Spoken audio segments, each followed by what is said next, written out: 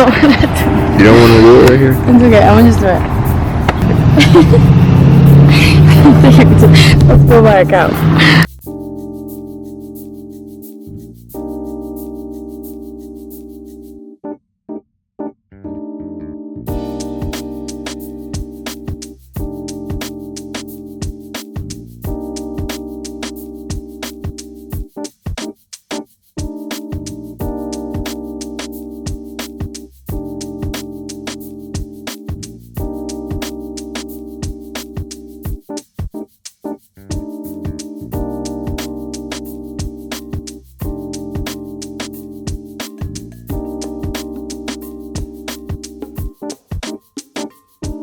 Hi, girls. Welcome back to the Pink Podcast, or should I say for this week, the Farm Podcast.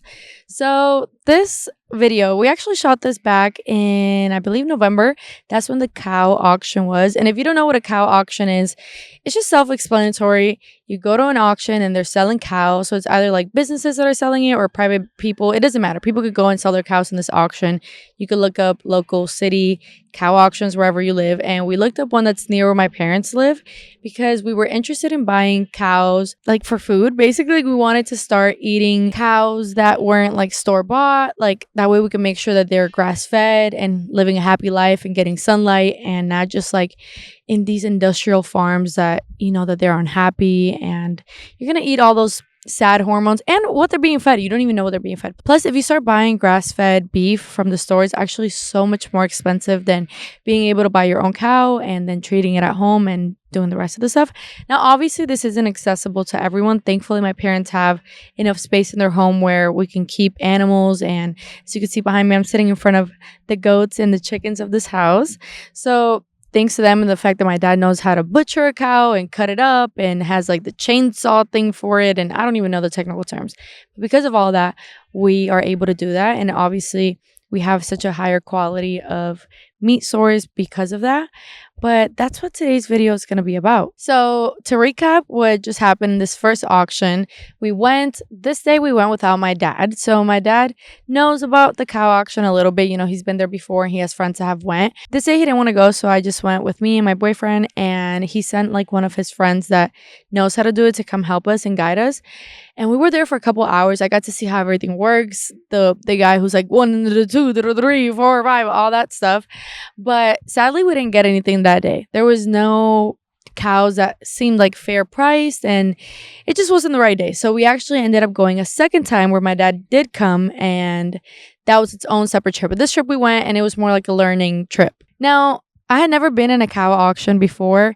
When I first showed up, like I didn't know what to expect. I had never been there. My dad kind of tried to describe it to me and I had no idea what it was going to be like or whatever. You go in there and it's so surreal. It's like any auction. Obviously, there's a guy that's selling it, but it's so interesting because there's these people that are bringing in the cows. I couldn't record much because recording there is actually not allowed. So whatever footage you guys are seeing of that is a little bit of footage that I did gather while hiding my phone as best as I could.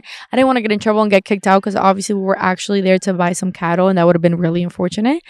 But it's really interesting. Like they have these people that kind of like push the cows into the space. Like they like shove them in, and then there's like this guy who kind of like hits it with like some sort of feather, I don't know, some sort of like stick thing, and it makes the cow turn around, and it kind of like shows the people who are buying it, and then they move it out the way, and then they start bringing the other cattle in.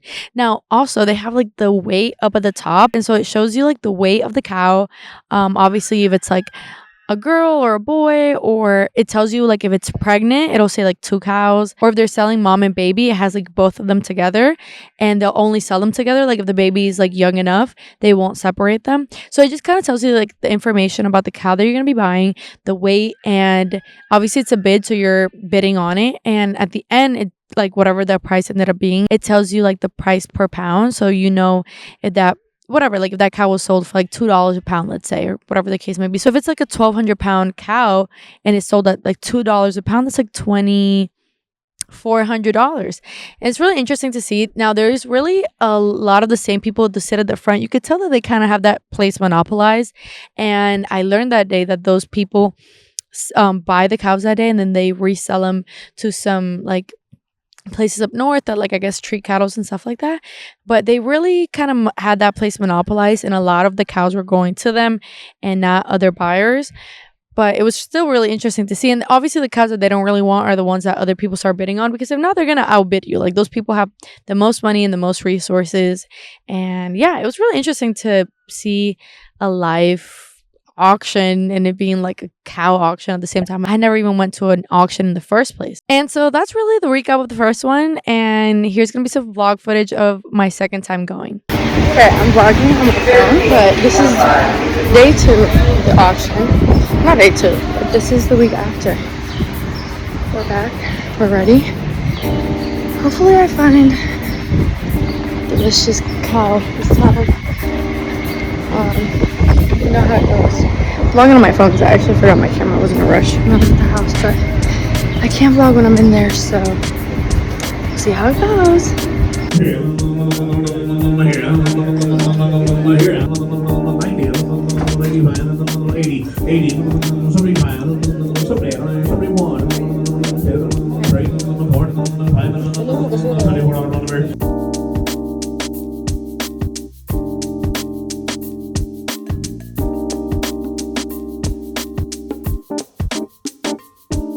So this was our second time that we went, and thankfully this time my dad was there, as you guys saw in the little vlog, the 2-second vlog. My dad and his friends, and they were all there, so we were actually able to purchase something.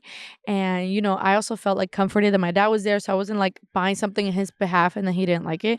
So my dad also is my dad, so he didn't just buy one, which is what we wanted to buy and had the plan of buying, because I was gonna split this cow with my parents. It ended up being that my dad bought what was it, mom? 4 cows? 5? It was 4, and 2 of them were pregnant. So he didn't really like consult us with that. We didn't want, first of all, my mom didn't even want the pregnant cows because she feels bad when they're pregnant, because you get attached. You're like watching a mother be a mother, and then you don't want to kill that cow, which is the whole point of us buying them, is to eventually eat them.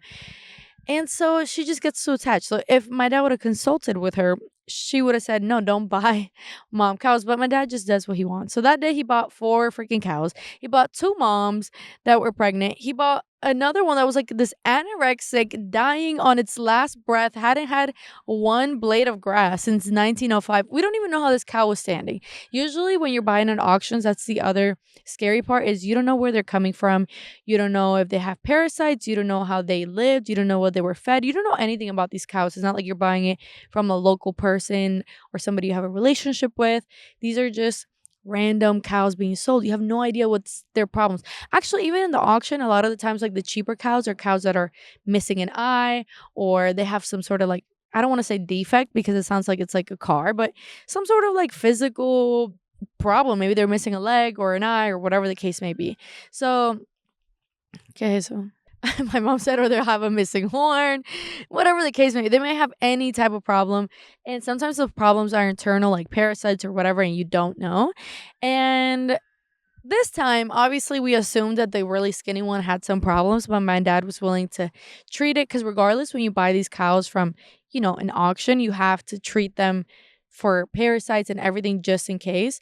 So we did that. We bought them. Eventually, the mom gave birth. The skinny one never gained a pound. Then we had one that was like a bully, the class bully, and it was just becoming like a living nightmare for this cattle to be in our property. Now we did eat. We are currently all eating one of the ones, which was a boy. I think that was the only boy, right? The only boy that we bought. We eventually treated it for parasites, and I think he lived here for what, like not even no time. You're really supposed to actually allow them to live in your house for a couple months, eat some of your grass. That way, you know that they're at least been feeding on something better for a while. Obviously, the longer the better, because those cows could have been eating like horrible grains or whatever. It's like the industry standard. That's what they're probably eating, like cheap stuff. So ideally, you want them to like be eating your grass or your hay or whatever for a while, but we really needed we really needed some beef. So we ended up butchering it, and we, so many people, my dad and his friends, they butchered it right here at the house. And that part is really not that fun to see. Like, it's obviously a little sad to see, a dead cow, and then like you're watching it be, what's it called, like skinned and like sawed into pieces, and it's not anything that you ever see when you're buying it at the store. You go to the store and it's already prepackaged and pre-wrapped and already looking cute, and you don't feel that guilt because there's such a disconnect of you not watching the animal. You don't know what animal you're eating. You don't know what it looked like. You don't know its fur. You don't know its face. You don't know its eyes. Like, I looked at this cow before it died. I mean, not right before, but I'm saying, like, I knew who this cow was, even if it was for a minute or whatever.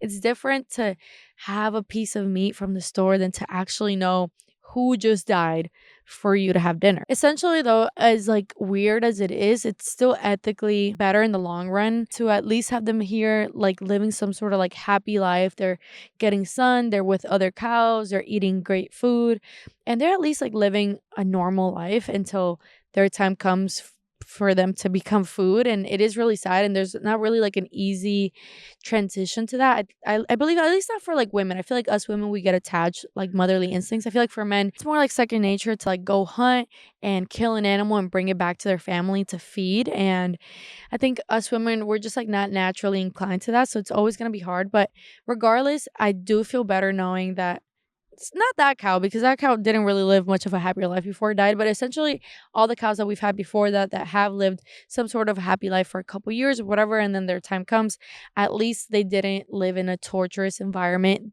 from birth until they were food. And that does make me feel better. Now, if any of you guys are wondering, the cow that we did kill, that one ended up being around $1,200, and so we split it. So it was really like 600 for me, and that is kind of like a lot if you've never done something like this. But if you think about it, that's gonna feed me for probably around a year or so, or at least a couple months, and it's way cheaper than if I were gonna buy beef at the store every month. Especially way, way, way, way cheaper if I was gonna buy grass fed from the store, which is obviously so expensive. Now, would I recommend like everybody going to a live auction and getting their cows and doing something like that? Obviously, ideally, yes, but it's not so easy as like, going and picking something up from the store. Like, we're talking about having access to a farm for them to eat at and a butcher. I mean, thankfully, my dad knows how to do all that stuff and how to like treat their parasites and how to like where to go get hay. And, they have been like farm people for a couple of years now, so they kind of know what they're doing, and they have a lot of friends that also do so it's not so lonely and intimidating as if I was doing it by myself. Like, obviously, if I just had my own house like how I do, and like I wouldn't just be able to kill cows and have them for dinner. But I feel like if you can find a way to do it with somebody that you maybe know, somebody who's also interested, or if you at least make it like a lifelong goal of yours, like, hey, maybe one day down the line I would like to do it like this, it is so much of a better alternative than buying meat from the store, because of the fact that obviously it's way more nutritious, it's healthier for you, the animal lives a happier life. It's all around completely better. And like I said, obviously, I completely 1,000% recommend it. I just think it's hard as a startup if you don't already have somebody that knows what they're doing. And in the case that you can't do that, maybe right now, and maybe that's like a future down the line goal, you can always go and try to buy beef from local farms or people that already have animals like that do specialize in that. Sometimes it gets a little bit pricier if you're buying it from like a farm who dedicates themselves to that. But if you go door to door and find people who you see that have cattle, you can ask like, hey, do you ever butcher these? Like, would you be willing to like sell me meat? And there's like other alternatives to going in between not having your own, like, obviously cows, and not also having to buy the most expensive meat from the store, which even if it's grass fed, it doesn't mean that they live like a happy life and out with the sun and all the other things that you can know and be guaranteed if you're buying it from somebody or you're obviously growing them yourselves or whatever the case may be. And that's really much it on today's video. I wanted to make this video just to explain the process. I know this is something that not a lot of people our age are informed about or maybe know about or think of it as like a goal or something that they can do, but it is definitely something that you can do, and it is life-changing in a sense. I do feel like the beef is way better, and you feel the difference, you taste the difference, you can see the difference. And in my opinion, it's completely worth it. But that's all for today, girls. Thank you so much for watching this video and being interested in such a random topic, but I think it's pretty cool. And yeah, anyways, thank you girls for watching. I'll see you all next Wednesday. Bye.